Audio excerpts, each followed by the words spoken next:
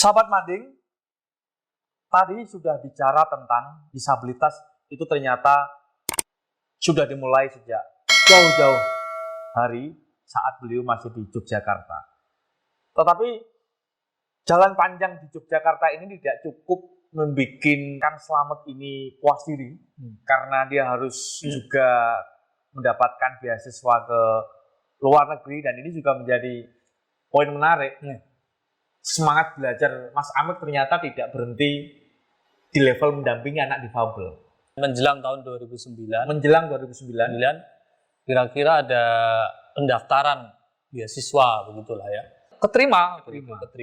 Kemudian mencari profesor, mencari universitas, dan akhirnya saya putuskan untuk di University of Hawaii. Oke, University of Hawaii. Untuk belajar soal disability studies. Oh, jadi lebih ke kalau S1-nya filsafat, S2-nya ini lebih ke mendukung passion ya. Mendukung passion dan akan digunakan modal sebagai perjuangan berikutnya. Bahwa bukan sekedar pelaku difabel tapi expert di bidang expertnya.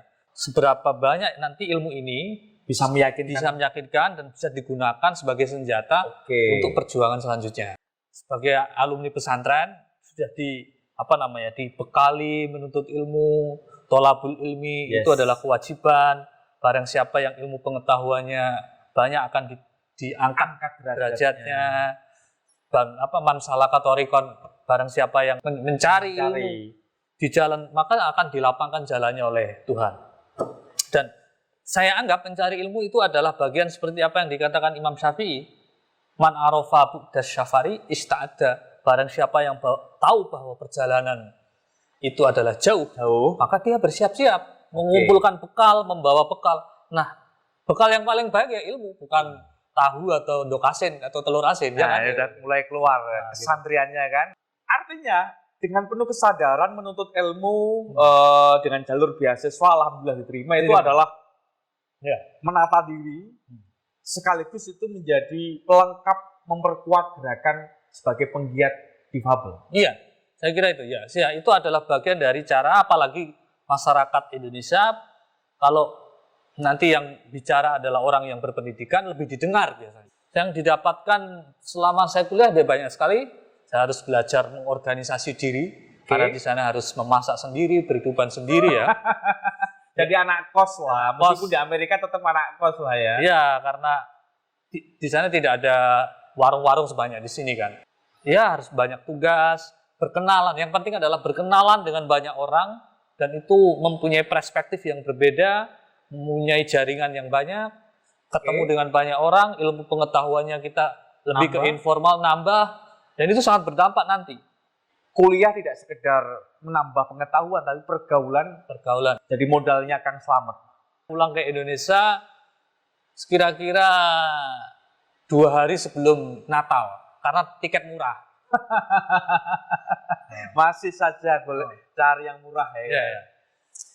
Kalau Natal kan orang pada di rumah, jarang pergi ke mana-mana. Kemudian setelah itu ya para aktivis yang di Jogja ini, yang satu lembaga tadi, kita berdiskusi, ngobrol bahwa kira-kira perjuangan harus dilanjutkan. Tidak di antara kita harus ada yang pergi kemana. Ternyata ini difabel ini nggak di Jogja doang. Tapi ada yang di Gorontalo, ada yang di Surabaya. Nah, saya memilih ke Malang. Nah, pas kebetulan saat itu ada kira-kira ajakan teman lah, marilah ke Malang menjadi seorang akademisi. Dipilihlah Malang sebagai pilihan setelah dari Hawaii. Ada ajakan teman ke Jakarta, tapi saat itu mungkin Jakarta saya anggap sebagai agak terlalu crowded gitu. Saya memilih ke Malang. Dan melamar di sebuah kampus. Di Universitas Brawijaya. Saat itu masih sebagai dosen luar biasa. Dibayar saat ngajar, honorer ya kan. Itu sebagai pintu masuk seorang menjadi akademisi di Brawijaya. Kemudian kami bersama teman-teman, saya kumpulkan beberapa teman di Malang untuk mendirikan LSM. Oh, masih LSM ya? LSM. Namanya Smart Institute. Bagaimana karena kita menghidupkan ini? budaya baik yang kita miliki, budaya baik, tradisi yang baik yang pernah kita punyai, bagaimana kita mengapresiasi penyandang disabilitas dengan memfigurkan tokoh-tokoh hebat dekat dengan masyarakat Indonesia. Semar orang sudah terlanjur pakemnya adalah seorang bijaksana, tetapi jarang orang tahu bahwa dia adalah difabel. Dan itu dipilih oleh Mas Slamet bersama tim sebagai nama lembaga pertama kali di Malang. Semar Institute. Di Semar pun juga saat itu tidak berkelanjutan karena ada salah satu teman, dua teman yang pindah kota. Akhirnya saya sendirian nih gitu kan. Tapi Semar tetap bersemayam dalam hati. Iya. Tapi Semar dulu sempat melakukan hal kecil, yaitu mendorong perda disabilitas di Malang. Perda disabilitas di Malang. Bersama yang lain tentunya. Meskipun 6 bulan menghasilkan atau terlibat di dalam perda disabilitas di Kota Malang. Saat itu saya ada dosen yang datang ke saya kemudian mengajak merintis membuat institusi di kampus untuk layanan disabilitas dan pusat studi disabilitas. Gara-gara melihat Semar Institute atau enggak, itu ada teman lama. Oh, teman lama. Kemudian kenapa kamu nggak membuat di kampus? Ayo kita buat. Saat itu kita beranjak, sebenarnya saya dan teman saya ya. Ada 3 orang saat itu, ada saya, Pak Fadil, satu lagi namanya Ulfah. Yes. Kita menemukan data bahwa mahasiswa penyandang disabilitas yang berhasil meraih pendidikan tinggi tingkat S1 itu cuma 0, sekian persen, tidak sampai 1%. Dari populasi penyandang disabilitas di Indonesia itu menurut WHO itu 10%, 10 sampai 15%. 10% misalnya paling rendah dari 250 juta pada saat tahun itu berarti kan jumlahnya 25 juta. Yes. Itu nggak sampai 1% dari 25 juta. Berarti itu kan sangat miris gitu, sangat miris. Bahwa akses pendidikan dipertanyakan, artinya perlu dikaji bahwa yang belum hadir siapa sih? Iya, gitu. Itu dikarenakan pertama adalah tingkat kompetisi yang tidak aksesibel. Sistem penerimaan mahasiswa yang tidak aksesibel. Sistemnya nggak aksesibel. Nggak friendly banget lah dengan teman-teman difabel ya. Kemudian kurikulum juga tidak mendukung buat mereka. Kurikulumnya. Infrastruktur. Artinya dalam periode pertama ini, Kang Slamet beserta tim itu pintu masuknya adalah sektor pendidikan dulu nih gerakannya. Pendidikan dulu. Kalau di Jogja lalu kan masih ngajak ya. Masyarakat ya. Film, traveling. Tapi kali ini fokus pendidikan. melalui pendidikan.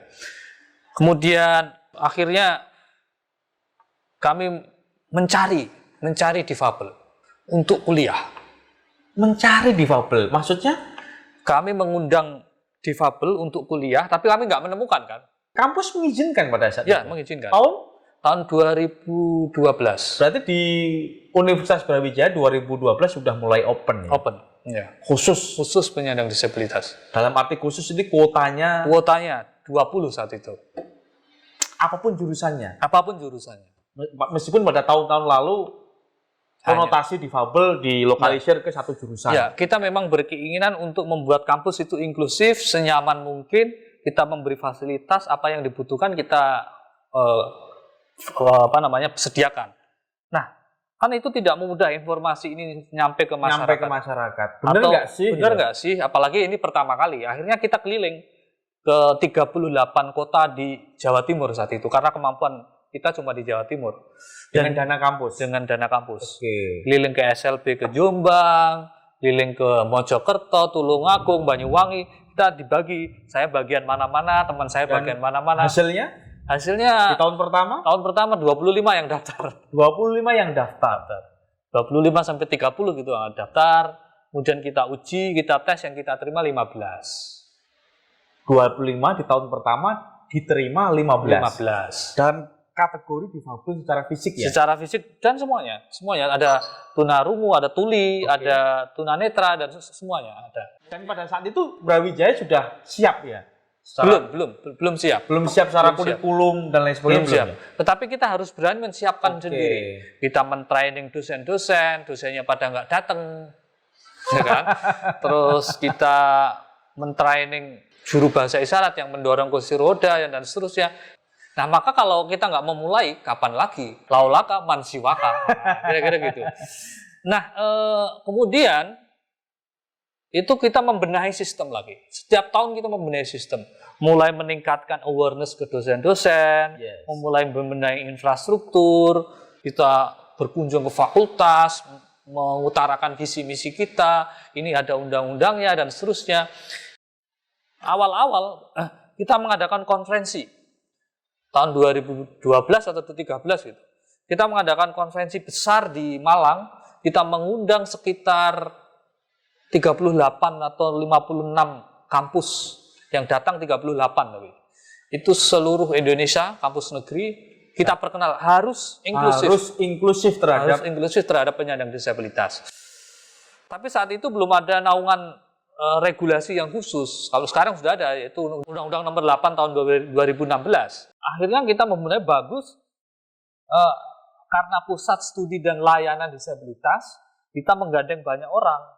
Ada studinya, karena dosen itu ada 3 hal, yaitu berbuat baik kepada manusia. Atau kita disebutkan dengan pengabdian atau masyarakat, mengajar, dan penelitian.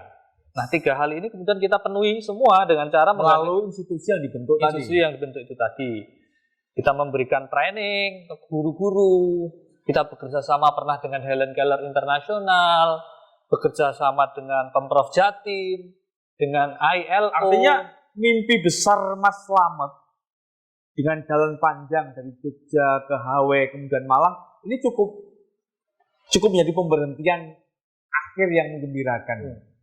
Iya, tapi tentu ya banyak hal yang harus dikerjakan, susahnya juga banyak. Nah, meyakinkan semua pihak, termasuk orang tuanya penyandang difabel itu kan nggak gampang. Iya, benar.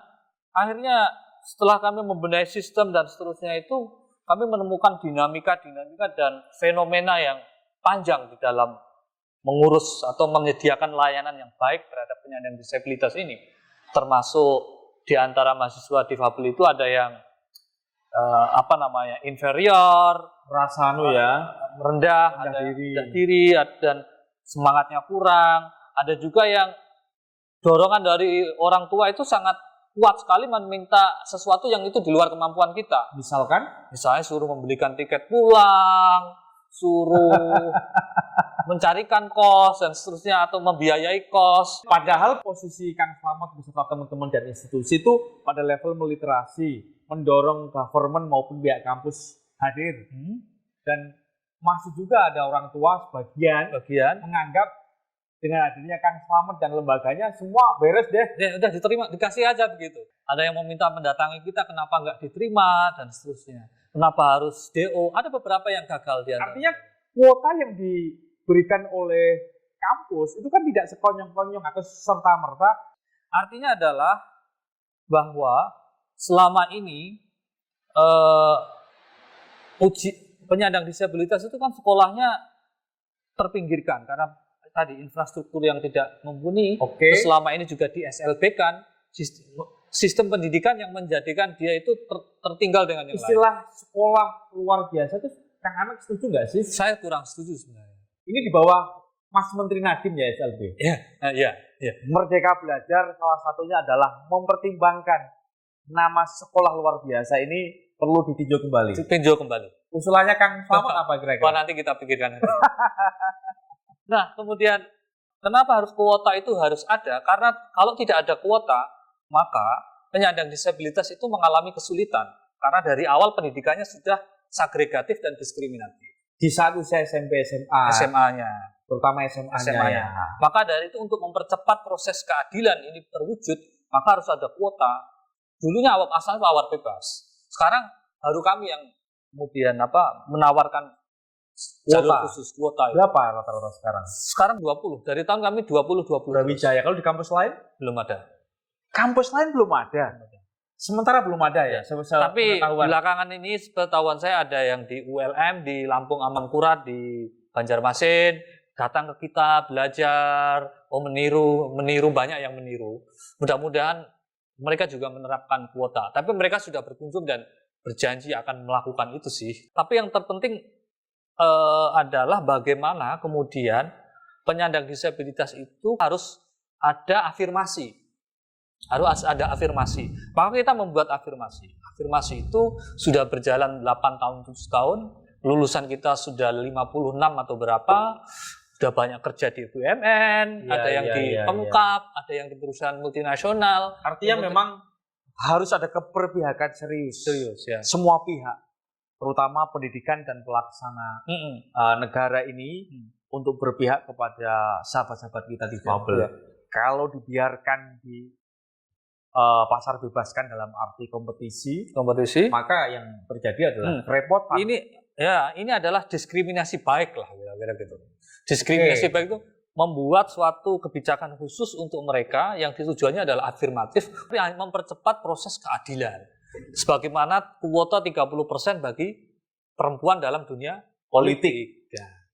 Artinya cita-cita besar Kang Slamet adalah regulasi yang khusus, tidak untuk menonjolkan kelemahannya, tetapi itu mencoba untuk mempercepat akses apapun, entah di ruang publik maupun di sektor pendidikan.